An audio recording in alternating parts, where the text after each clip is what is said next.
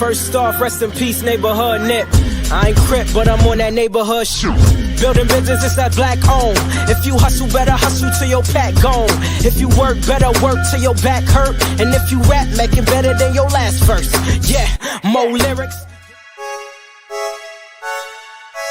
Stick and move, Javante Davis. AJ, El Presidente, Eddie Kane University. Hill gon' heal, regardless. You, Buchanan, Bethel High School, by way of 3-Man Weave, LLC. Michelle, producer, based over here. You can catch this wave from the Marlins to the Mariners. Doing things you can't believe. It's the 3-Man Weave. What up? We come at you with topics. Happy Friday, good people. We are the 3-Man Weave back again. Tag team back again. Hey, I am your host, AJ. Damn, I'm just realizing I'm looking like Will's pops. Why he don't want me, man? Damn, I should have changed up the wardrobe, but yes, of course. It just happened. Get off my back. I'm gonna give you a fly, honey. But man. I am your host, AJ, and I'm joined by my co-host. Let them know who you are, good brother. It's your boy Hill. He'll go here regardless, baby. Let's get to it, man. Before y'all know y'all catch us on all major podcast platforms, 3-Man Weave, Instagram, Twitter, 3-Man Weave _ You can email us at podcast.3.man.weave@gmail.com. Man, we got one tonight, right? Yeah. We got one tonight. That message you just sent me did almost ruined that. We've been waiting on that one too. On that one too. Yeah. But yeah, man, we got us a scheduled fight tonight between Jake Paul and Mike Tyson. They had to reschedule it because Mike was having some issues. I believe it was ulcers while he was going through the last camp or something like that. And now it's finally here, Friday night on Netflix. You gonna watch? Yeah, I'm gonna watch. I'm gonna watch. I mean, only reason I'm watching because I'm home. I ain't nothing else to do. You know what I'm saying? Hold on. It's like pay-per-view on Netflix, right? You can just. It better not be. Either way, it better just show up on Netflix, because if I got to pay per viewing, absolutely not. I already paid Netflix. Why I got to pay you some more to watch this? Yeah, so I'm gonna watch. I'm gonna cut it on at least and see what's going on. And me personally, the first round is gonna tell me everything that I need to know. Exactly, because you really can't play with Mike. Mike don't know how to play. And if you listen to Roy Jones had been promoting his new podcast with Andre Ward as well. Mm-hmm. But if you listen to him and he tried to explain their fight. Yep. And he was like, I was scared too. I'm Roy, but I was still scared of Mike. And they told us don't really go that hard. He was like, he only know one way. You know what I'm saying? And then you think let's not forget, in that post-fight interview, Roy, he was holding them baby backs because they was smoked low and slow at a cool 250. Them ribs was tender. Mm-hmm. Them ribs was tender because, like he said, and to me that looked like even Mike pulling punches. Oh, for sure. I mean?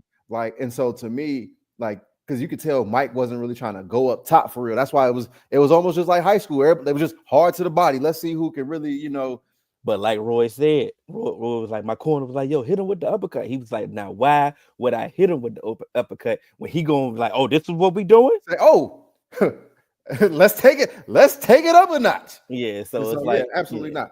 But that's this is how some of these exhibitions fights caught me early. Like the Floyd Mayweather Conor McGregor thing is because it's I want to see if they kind of go all out. once like he was fighting Nate Robinson and the other UFC dude and stuff like that, and like Floyd was fighting some of these streamers and stuff, I was like, yeah, I gave up on that. But I am interested to see this one strictly because I like if Mike Tyson is like going like Mike Tyson, even 80% of Mike Tyson, I don't think this should be long. Because I've seen Mike. We've seen Mike train. Mm-hmm. And I seen Jake Paul step on Mike Tyson's toe. Do you see how fast he was? Like that's a boxing move. That's like you get in and out, you hit the jab and you out. Like that was like he still had them reflexes. And so to me, if this is we going 100%. Oh yeah, I got Mike, and I got Mike with an early bedtime story too. But it's gonna have to be, you know, what I'm saying, regardless of whatever version you think you're gonna get of Mike. Like I said, I don't have Mike going the distance of, you know, however great a shape he looks to be in. You know what I'm saying? Like I would, if for real, the strategy would be to try to go as long as I could in this fight. You know what I'm saying? Try to survive as long as I could. If this is a real fight, this is a strategy because, like I said, of course, you catch one of these, any version of Mike, you catch any version of one of these Mike hits, it's night.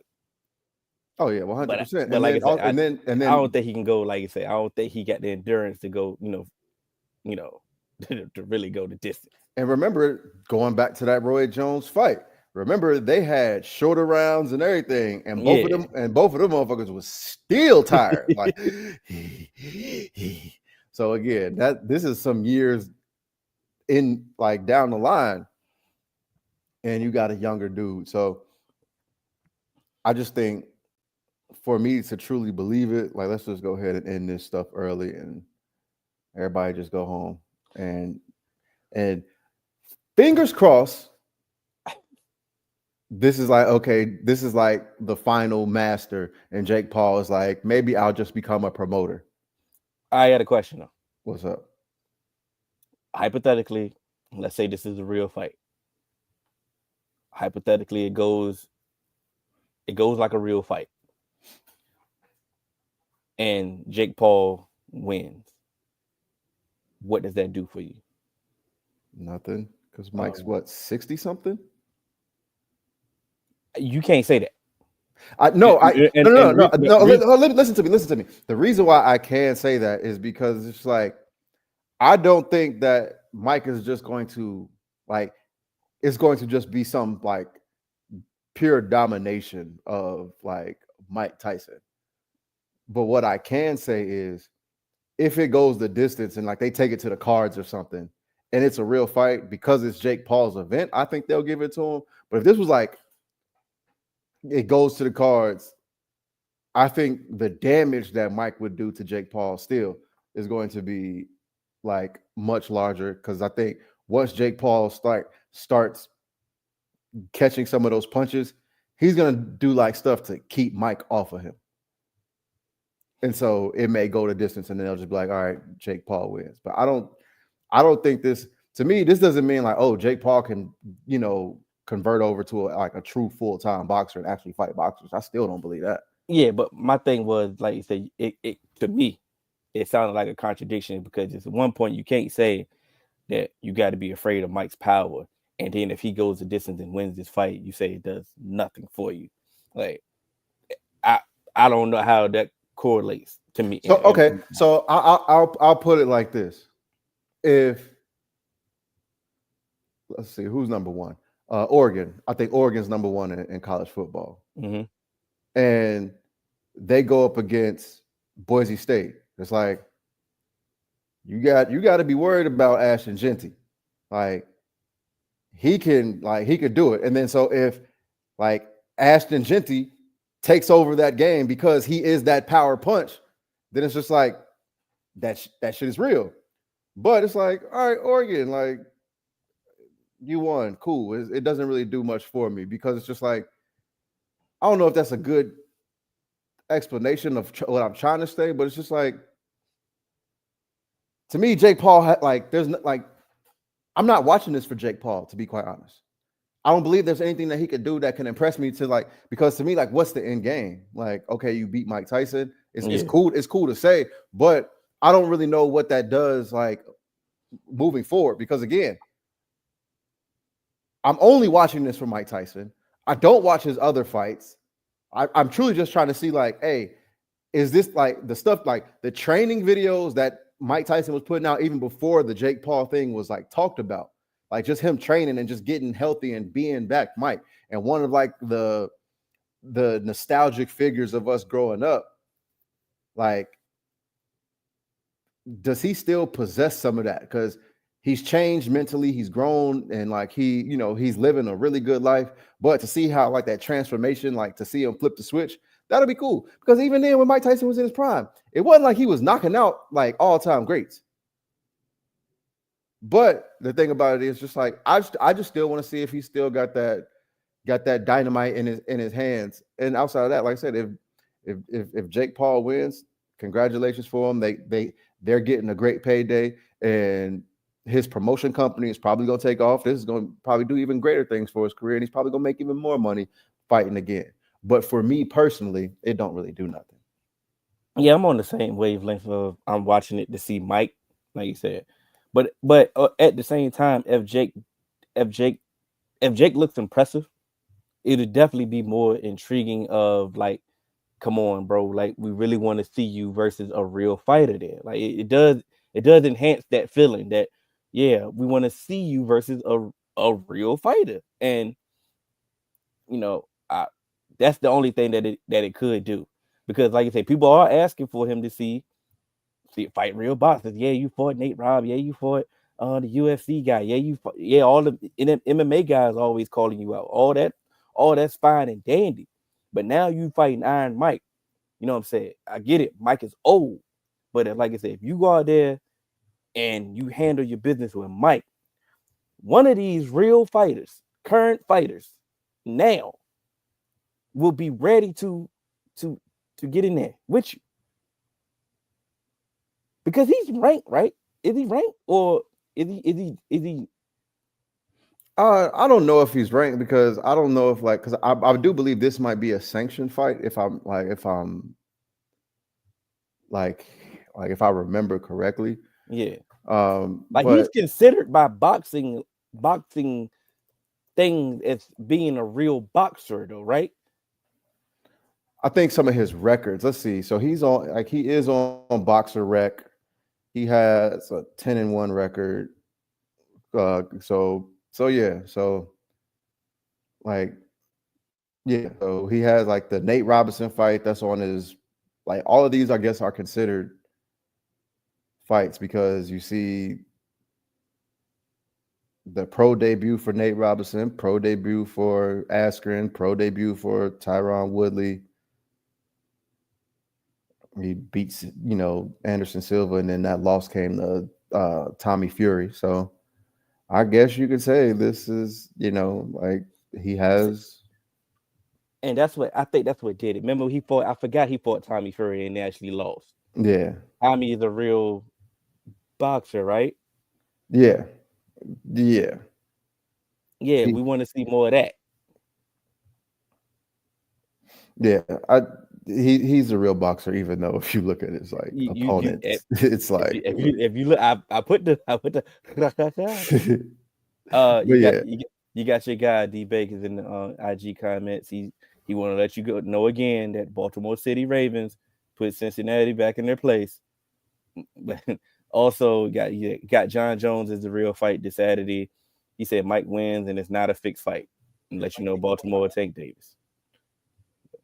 Okay, I mean, congratulations to him. Yeah, but I do believe that John Jones Stipe fight, that's one that I'm actually really going to be watching, and I'm excited to see, because I do want to see.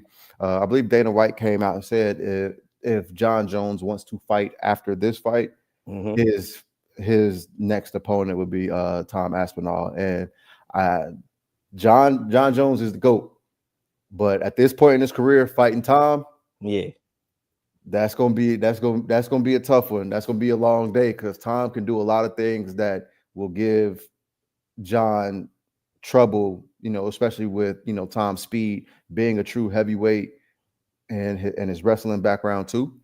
So I think that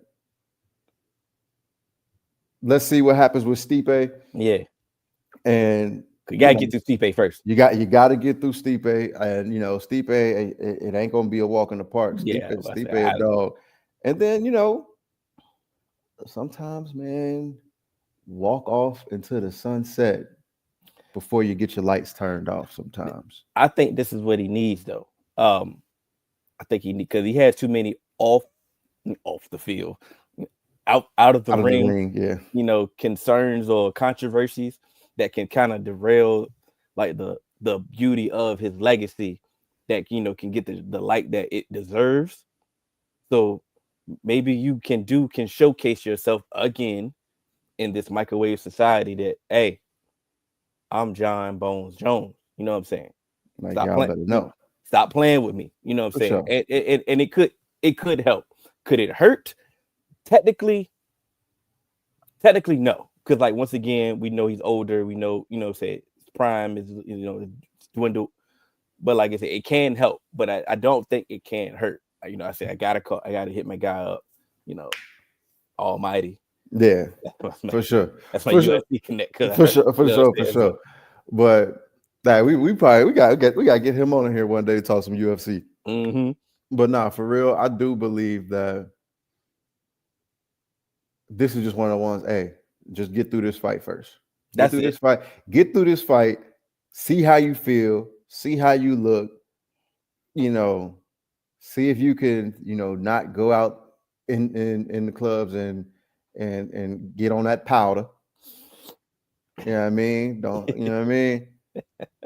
And just see if you're ready. See if you want to continue going on. Because if that's the case, by all means, go after it. And then that might just be like you are widely considered a GOAT, but that could like really put you in one of those conversations. Just like, even though I do believe he's already there, but just like cross sports, like greatest of all time. You know what I mean? Mm-hmm.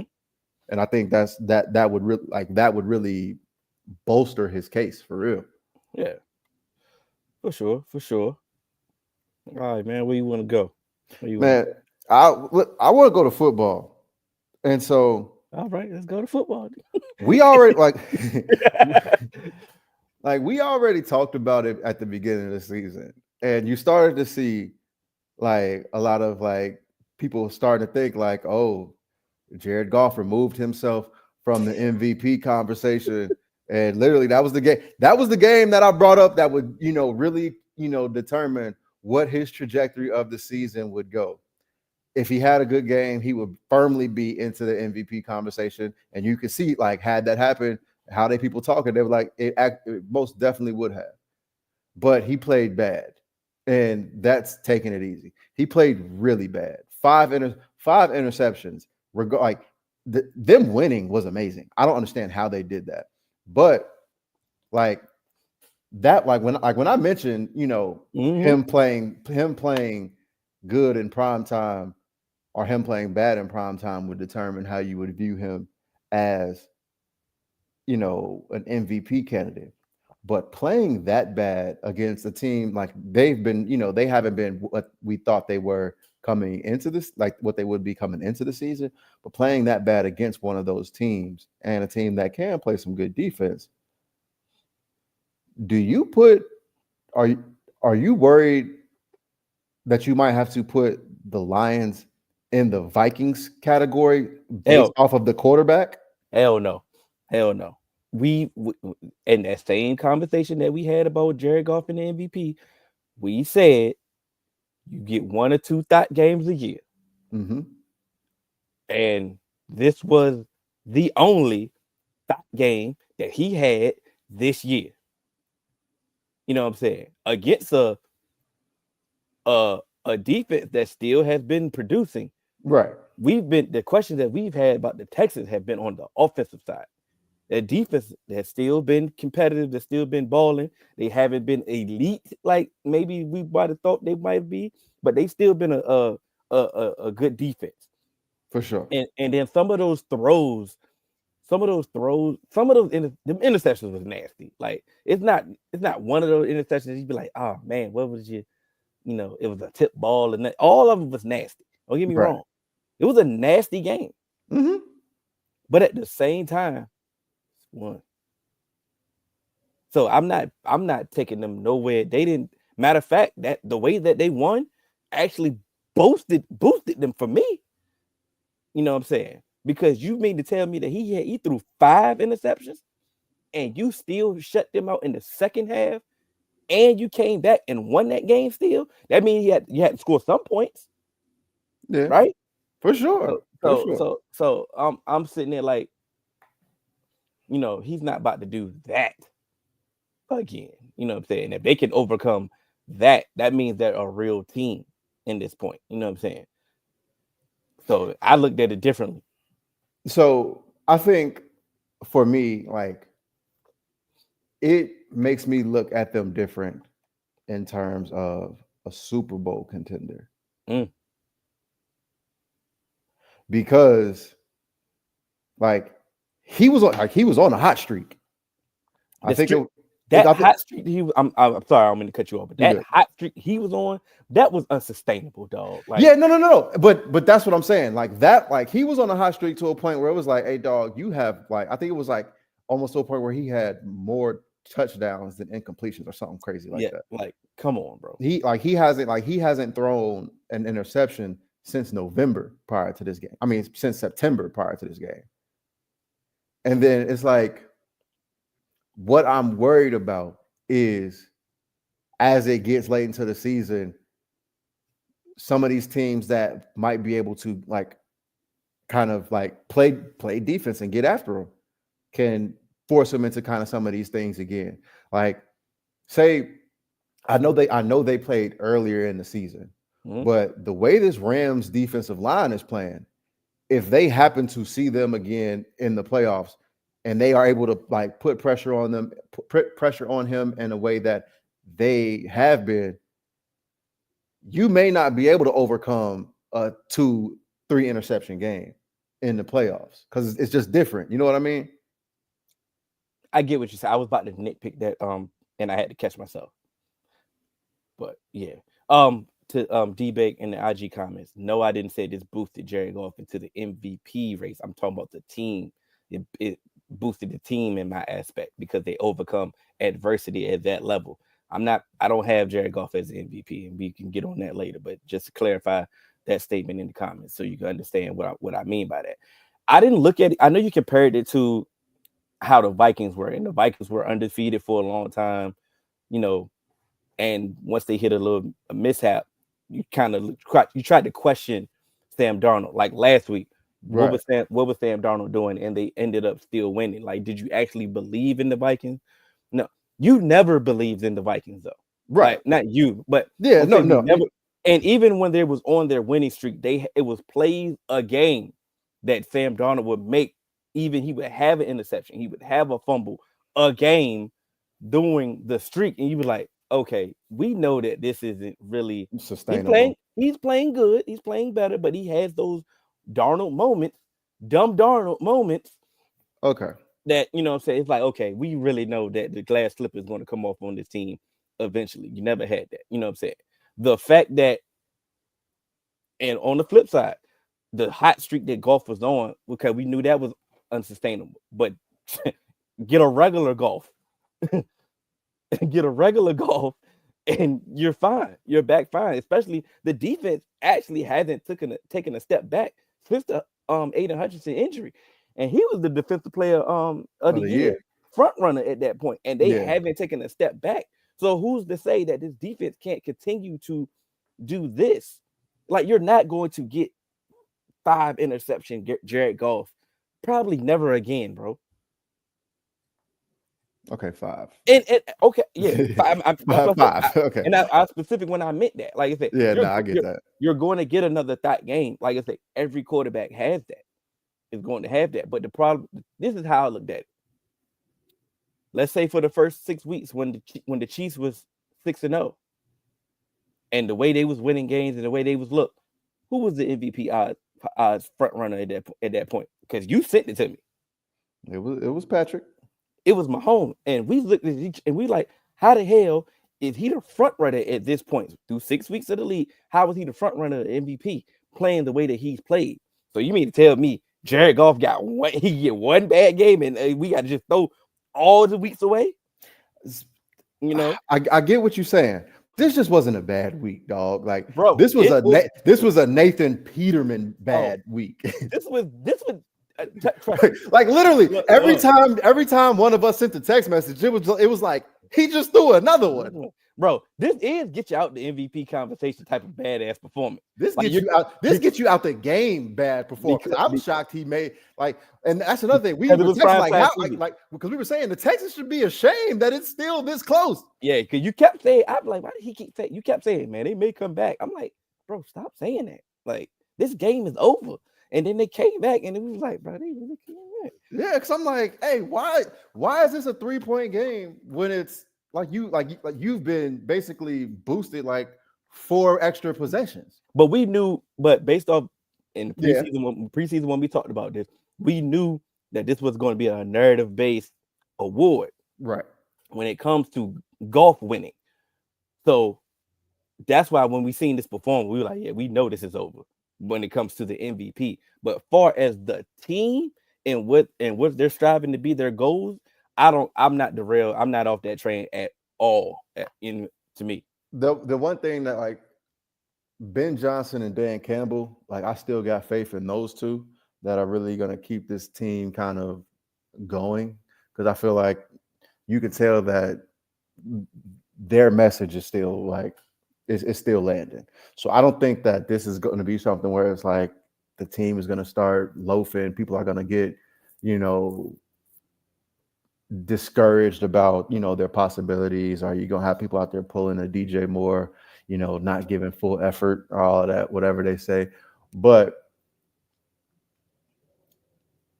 yeah, it does make me like, it just does give me cause to pause, because I was still thinking like, hey, this could be the best team in the NFL.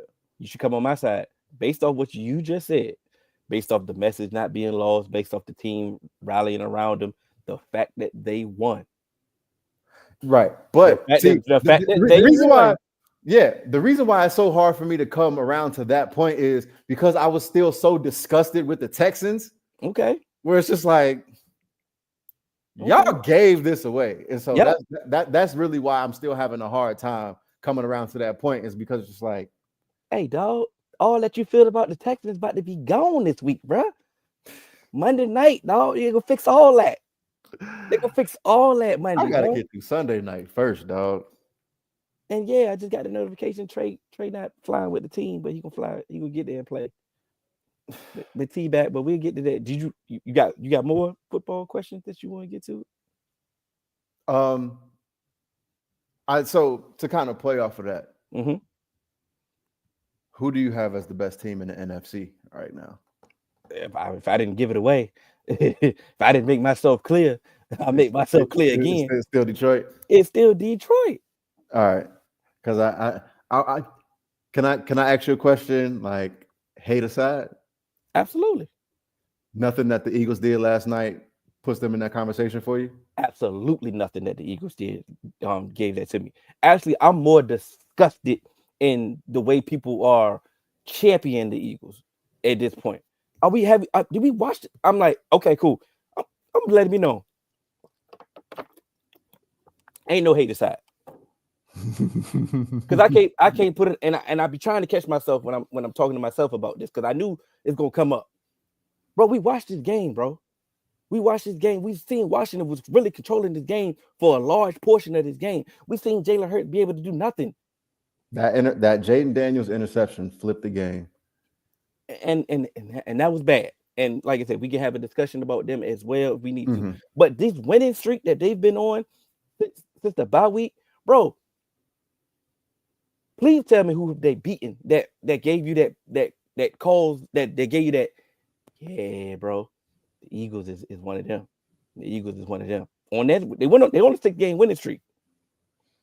I can't say my team because They literally they can't because they did whatever they wanted to do because they know your team don't have no defense. They played the Cowboys. They literally tried to give the game away to the team that has the number 1 overall pick right now in the Jags. They was trying to get that game away, bro. The thing about it is they have talent, and that's the thing. Howie Roseman did a great job, and he always does a great job. He has talent on this team, and this team can overcome their coach or their coaching. Fangio is doing a great job. Quinyon Mitchell, Zach Bond, the secondary, Cooper DeJean. The defense is definitely legit. Is a legit defense. So can we kind of think of that like in the inverse of the Lions, where it was just like in spite of their kind of like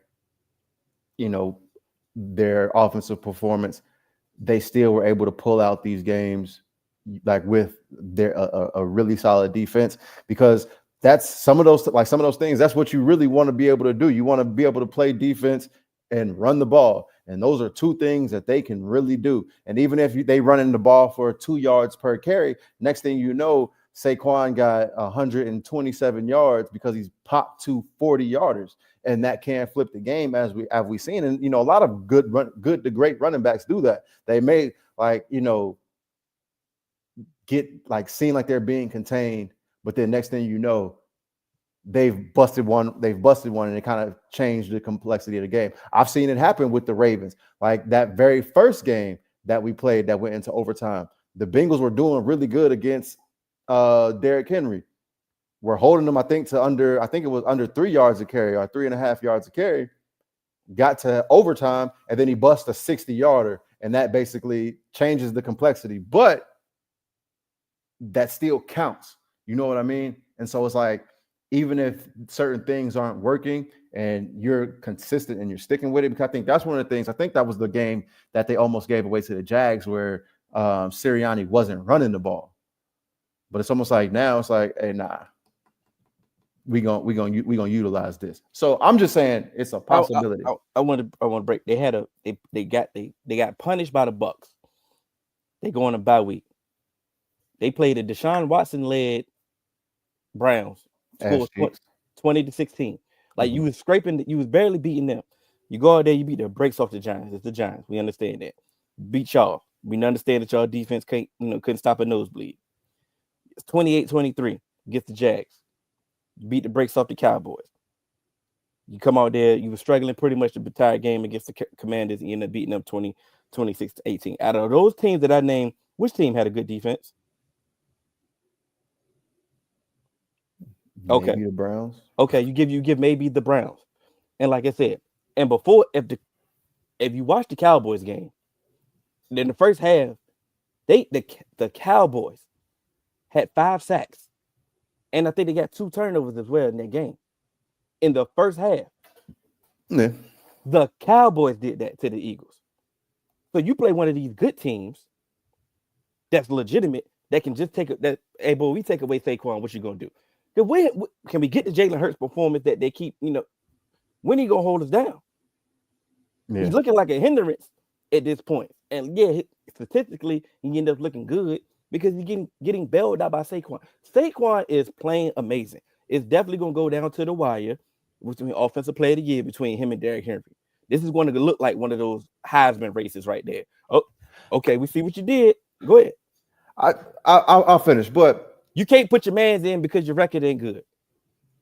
But I understand that because if y'all record was good, y'all record was winnable, Chase would have a hell of an argument. A hell of an argument. Because to me, as long as we'll talk about that later. But yeah, I just want to make sure that doesn't go, I didn't want to go, but I'm just saying unmentioned. That's all. But the way King Henry is running, the way Saquon is running, the way their teams are performing, it's a clear 2-man race. Like I said, he would have an argument. You know what I'm saying?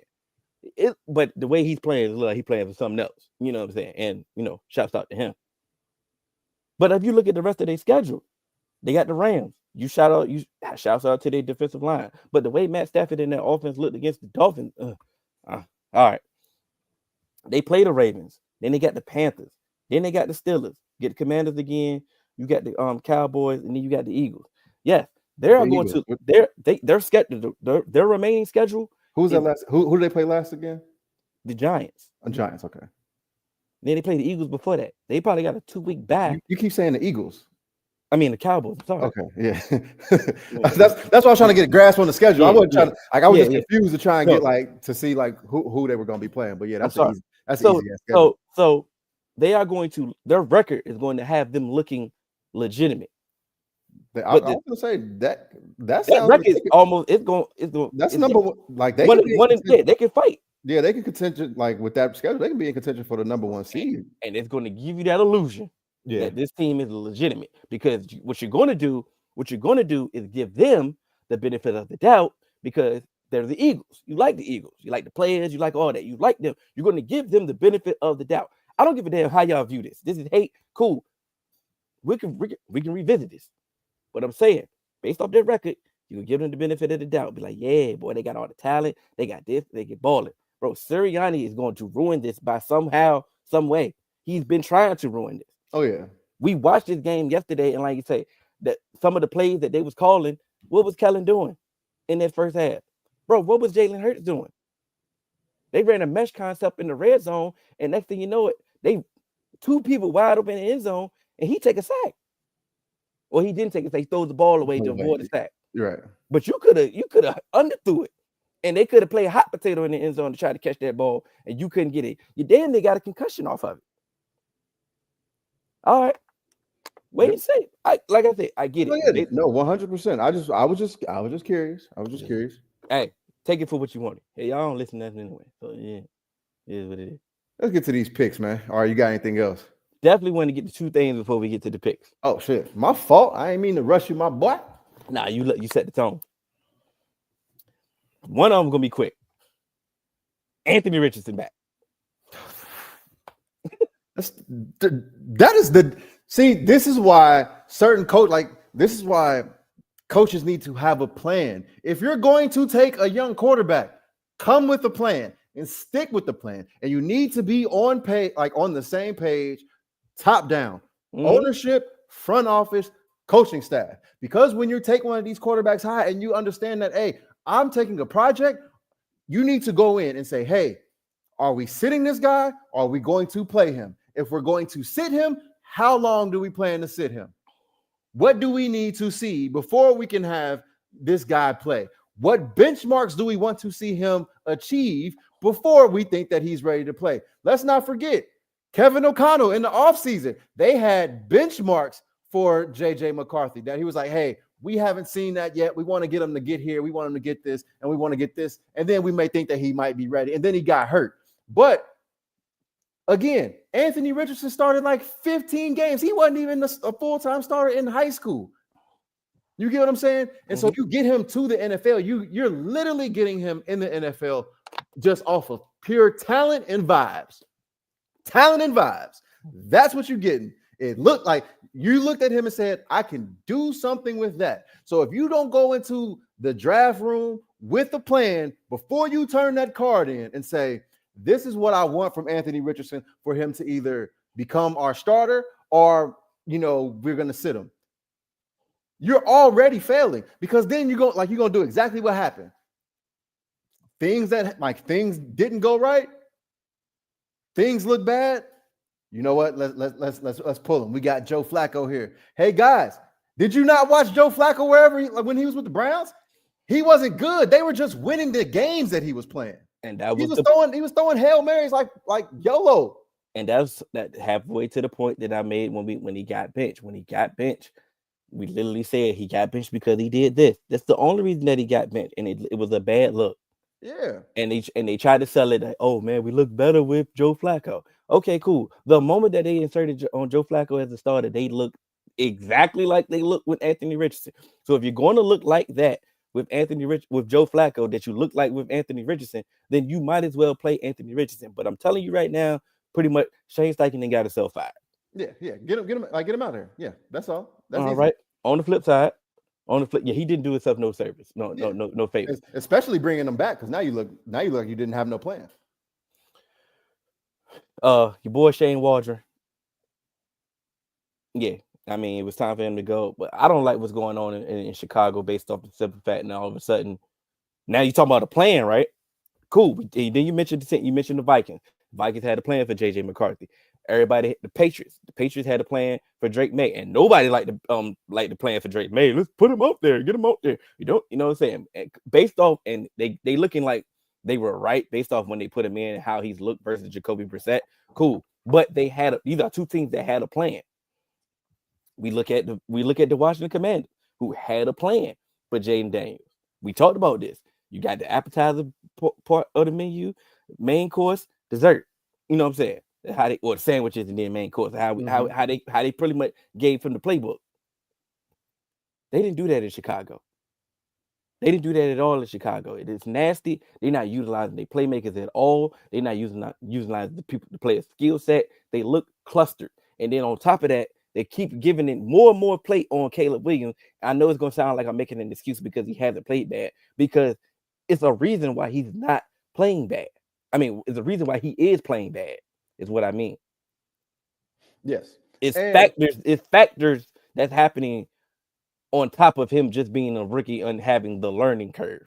It's not the fact that he just asked. I get it. People want to go through revisionist history and going to use confirmation bias. Or I thought Jaden Daniels was the best quarterback anyway. Look what he's doing and look what he's doing. And he went to the best spot possible for a quarterback and look where he went and all that. I get it. I get all that. But if you're actually looking at the damn game and looking at what somebody's asked to do and versus what somebody isn't asked to do, then put some nuances to some of these things that you're trying to be right on.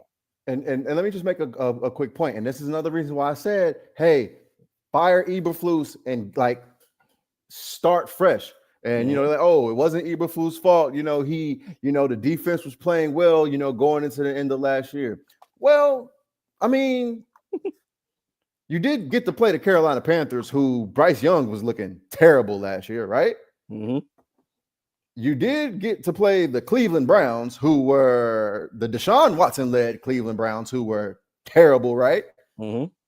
I mean, the Arizona Cardinals, they did get Kyler Murray back towards the end of the year, but, I mean, he was kind of out there just rolling solo because, they didn't have anything. They didn't have a whole bunch of things.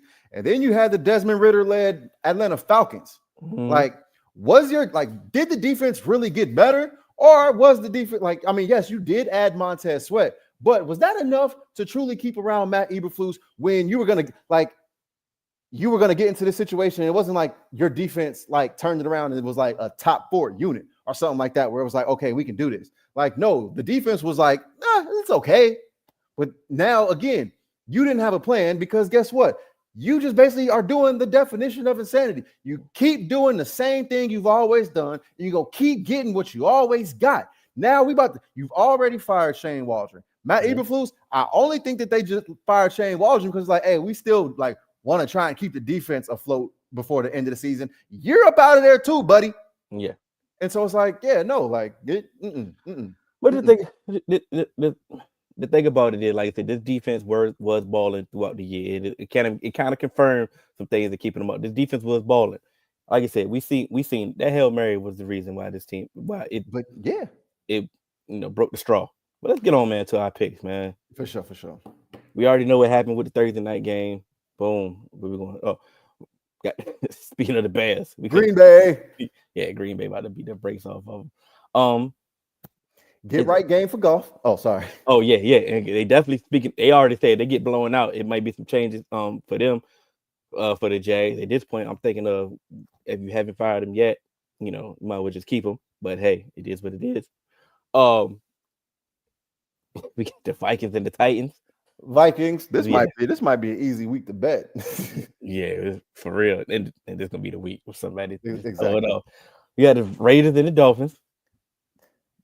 Dolphins? Yeah. Yeah. Yes. Come Dolphins. on now. Yes. You got the Rams and the Patriots. I'm going to Rams here, even though I do like what I've seen from Drake May so far. Yeah, me too. Same. Is this the ugly game of the week? Yes, this is the nasty game of the week. It's the nasty game of the week, everybody. Mr. Nasty. Put your hands together. Put your hands together for Mr. Nasty Time. I got the Saints, though. They at home. I'm going Jameis, man. I feel like Jameis gonna do something, and like it's a little fake revenge game for Jameis. Mm-hmm. There you go. All right, man. We got the Colts and the Jets. This may not be the nasty game of the week, but this This ain't got no seasoning. This is the bland game. This is the boiled chicken game. Man, I'm going with the Colts. I got the Jets. I know. I'm going with the Colts though, just because I want to see my guy. I want to see Anthony Richardson. Hey, Shane, if you learned anything, just allow him to throw 4 deep balls. Just 4 of them. One of them gonna hit. I couldn't even let my hate for Aaron Rodgers just take over this. But I was like, I just don't have it. That's why I'm your real friend. That's why I picked the Colts, because I knew you couldn't even bring yourself to not hate, like to allow the hate to get you. So I'm gonna do it for you. I'm picking the Colts. I let the hate get me already overcome me once. So, oh man, this should have been. Nope, no, it shouldn't. Okay. It's a good, like they set this up right. They set this up pretty good. Yeah, because this should be the only game that you watch. I mean, I get it. In the 1 o'clock window, this is the game. If your team is on, you're gonna watch your team. I get it. But yeah, we got the Ravens and the Steelers, man. I do want to see if Tomlin is able to kind of keep his streak up against Lamar and kind of, still kind of have that one up on them. But in all the years Lamar has been playing Mike Tomlin, Derrick Henry ain't never been there. Mm-hmm. So I gotta go with the Ravens. This is tough, man. Because the Ravens defense makes it tough, but I think like if they haven't plan. I mean, even last year, what was the MVP Lamar? And they had a way better defense. Yeah, and you couldn't beat the Steelers. Yeah. I think they just got his number, and it's at home. So I'm gonna just go ahead and take the Steelers on this one. Okay. Falcons and the Broncos. This is actually a hard game for me to pick. It's hard because of the Broncos defense. Exactly. That's literally it. Like, but I kind of want to. I'm kind of thinking similar to the Bears. Who have you really played? No, similar to the Bears. How the Broncos lost last week is that kind of making, like, I don't think it broke them because they had a little bit more continuity and they still in the race. But is it going to be like if the Falcons get up early and they start making plays on their defense, is it going to be hard for them to kind of really get back up and fight through adversity? I get it. The difference in that point is they have Sean Payton. For sure. And you had Matt Eberflus. Yeah. So, I got the Falcons though. I do have the Falcons as well. We got the Seahawks and the 49ers. It's another easy one for me. When are the Seahawks ever going to beat the 49ers? Never. Unfortunately, yes. That's why I got to go with the 49ers. They did come off a bye week. Maybe that does help. But, yeah, I got the 49ers. Yeah. We got the 4 o'clock game. Chiefs against the Bills. Who you got? Is it the Voodoo Magic? Or is it the Magic Man Josh Allen? It's gonna be the Voodoo Magic again with the Chiefs. I would say I would take a similar approach with the Cowboys when they played the 49ers, and I was like, if you don't beat this 49ers team, you are never going to win. Yeah, when are you ever going to win? And I can kind of take that with the Bills. I'm like, catching the Chiefs at a vulnerable state where they're like asking to lose at this point. In certain aspects, is this your time? Yeah. You know what I'm saying? Really not having Keon is going to hurt. A hobbled wrist, Amari is going to hurt. It's like, do the Bills have enough? You know what I'm saying? This is the time for them to win. This is the only time for them to overcome them demons. But yeah, I got the Chiefs. I know. It's got to be the Bills, dog. Because if it ain't the Bills now, when are these motherfuckers gonna lose? Yeah, like, bro, I don't know if you've seen their schedule, but it is. Yeah, but yeah. So we got I got the Bills in this one. Sunday night, the Sunday nighter, the Bengals versus the Chargers. I'm gonna tell you right now, this Monday morning, you are going to be upset, and you're going to be upset for a multitude of reasons. Not only the loss is going to get you upset, it's going to be how that they are going to talk about Herbert after this game, and it's going to really piss you off. And it's nothing that I can do. There's no words that I can give you, my brother, that can like help at this moment, because I don't see a path of y'all beating them. I mean, I do see a path. There is a path for us to beat them. Yeah, because the way I said that was like the Chargers is like some unstoppable team. It's like, okay, y'all defense really hasn't played a quarterback of Joe Burrow's caliber all year. I mean, y'all played the Chiefs. Okay, cool. That's it. Lamar. Am I right? Lamar. I'm sorry. And you lost, right? Yeah. All right. So that could help. You know what I'm saying? The way Joe Burrow and Chase are, the connection is hitting. T. Higgins is back. I can see his offense clicking and getting the win. So I just want to take it kind of similar to what we talked about, like with the Eagles and stuff like that. The Chargers, they do have the number one scoring defense, but you go and look through who they have played. And it's like, oh, that's kind of why you have the number one scoring defense. Yeah. But the thing about it is, this is the Bengals season right here. This game is one of those like games that, like I've said it a while, but the way that the AFC has been falling, this is one of those games that truly will come down to the AFC, because you have to think about it. The Chargers are in that wild card race. The Chargers and the Broncos are like some of those teams that are fighting for that kind of like seventh wild card spot. So we have to win this to kind of, keep that leg up on the Chargers. And with the season being on the line, I have absolutely no faith in Zach Taylor. So I think he's going to be, I think when it comes down to coaching, like I said before, tight games comes to coaching. Yeah. And so I think Harbaugh is going to have the upper hand in this, and they're going to win the game. It's going to be one of those heartbreakers. It's going to be by, 3 points or something like that. Yeah. But you're going to start looking at a couple decisions and be like, damn, why did Zach do that? Why did Zach do this? And that's going to be the difference in the game. And that's why the Bengals will lose. All right, man, we got the Monday night game, and if you had any concerns of, oh man, CJ Stroud don't look the same as last year. Oh man, the Texans, I got concerns about the Texans and all that. All right, it's a get back game, baby. This is medicine. This is your medicine.